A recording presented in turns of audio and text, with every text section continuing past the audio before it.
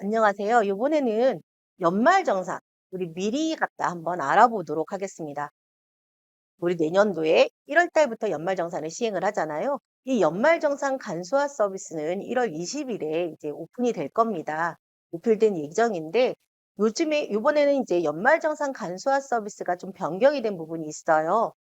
소득금액 100만 원을 초과하는 부양가족의 공제자를 원천적으로 배제를 합니다. 그렇기 때문에 이제 근로자 입장에서도 이제 500만 원, 그러니까 총급여 500만 원이면은 우리가 부양가족에 등록되지 않게 못하는 직원, 저기 부양가족이잖아요.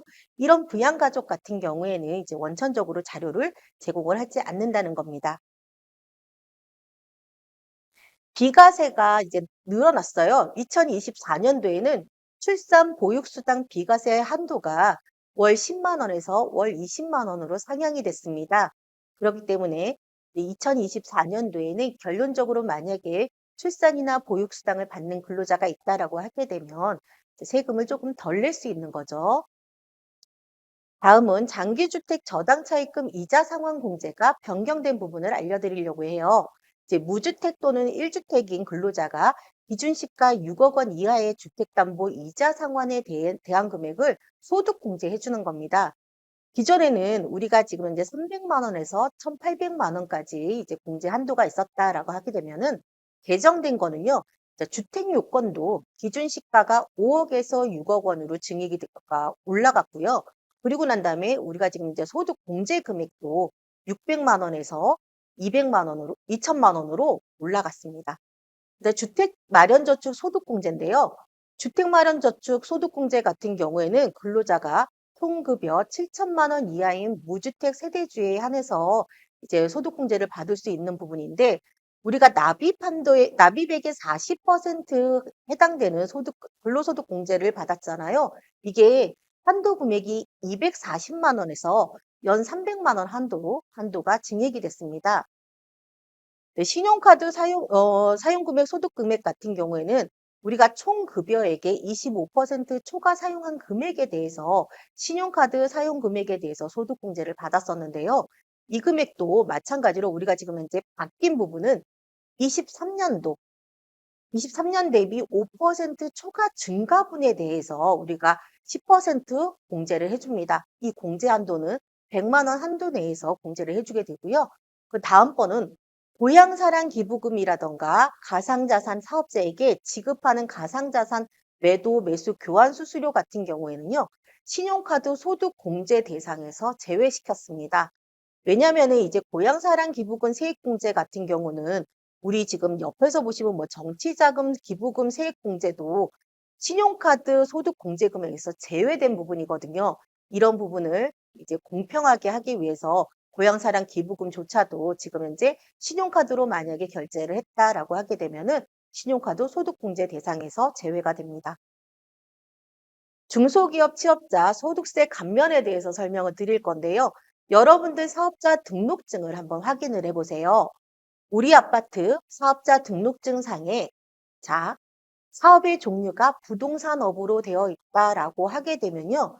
중소기업 취업자 소득세 감면 대상에 해당되는 업종입니다. 그렇기 때문에 공제 금액은 연간 200만 원 한도예요. 근데 이 중소기업 취업자 소득세 감면을 받을 수 있는 대상자가 또 별도로 있거든요. 중소기업에서 받은 근로소득을 취업일로부터 5년간 90% 감면을 받는 건 15세 이상 34세 이하의 청년에 해당이 되고요. 자, 취업일로부터 3년간 70% 감면을 받을 수 있는 근로자 같은 경우는 60세 이상 고령자 또는 장애인 복지법 적용을 받는 장애인, 그다음 경력 단절 여성이 여기에 해당이 됩니다. 그래서 혹시 우리 아파트에 해당되는 사람이 있다고 하게 되면은 중소기업 취업자 소득세 감면 여러분들이 해주시면 좋고요. 다음에 이제 변경되는 거는 이제 자녀 세액 공제예요. 이 자녀 세액 공제 금액이 한 명 말고 이제 두 명인 경우에는 30만 원에서 35만 원으로 이제 증가가 됐고요. 그다음에 이 그러니까 공제 대상이 예전에는 내 자녀만 가능했었어요. 근데 손자녀도 가능한 걸로 개정이 됐습니다. 다음은 특별세액 공제인 의료비예요. 6세 이하 부양가족 의료비 공제 한도가 폐지가 됐습니다. 그렇기 때문에 자, 우리가 본인에서 이제 공제 한도가 없을 때 그전에는요.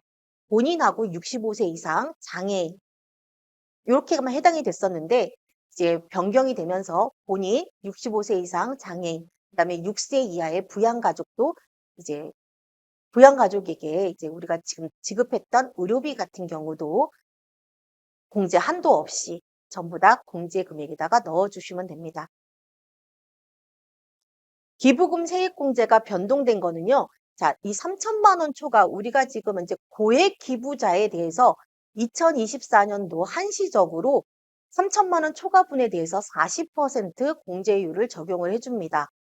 그리고 기부금 같은 경우는 우리가 기부금 영수증 발급 명세서라는 이 명칭을 기부금 영수증 발급 합계표로 명칭이 변경이 됐고요. 우리가 자원봉사할 때 자원봉사 시간에 대해서 우리가 1급 5만 원에 대해서 지금 이제 받았었거든요. 근데 요 금액이 증액이 되면서 8만 원으로 증가가 됐습니다. 월세액 세액공제 같은 경우에는요. 자, 똑같아요. 근데 월세액을 연간 750만 원에서 연간 1000만 원 이상, 1000만 원으로 이제 금액이 증액이 됐습니다. 그러니까 더 많은 금액을 세액공제 받을 수 있는 거죠. 새로 신설된 거에는 이제 결혼 비용 지원이라는 게 있어요. 그래서 2024년도부터 2026년도 혼인신고한 부분에 대해서 이제 혼인신고하고 거주를 해야 되고요. 혼인신고한 그 한 해, 생애 딱 한 번만 네, 결혼 비용 지원을 이제 해주고 있습니다. 공제 금액은 50만 원입니다. 이제 이건 결혼 비용을 지원하기 위해서 이제 한시적으로 지금 현재 조세 특례 제한법으로 지금 이제 들어온 부분이에요. 여기까지가 지금 여러분 그 내년도 우리가 2024년도 연말정산에 이제 변경됐던 부분에 대해서 설명을 드렸습니다.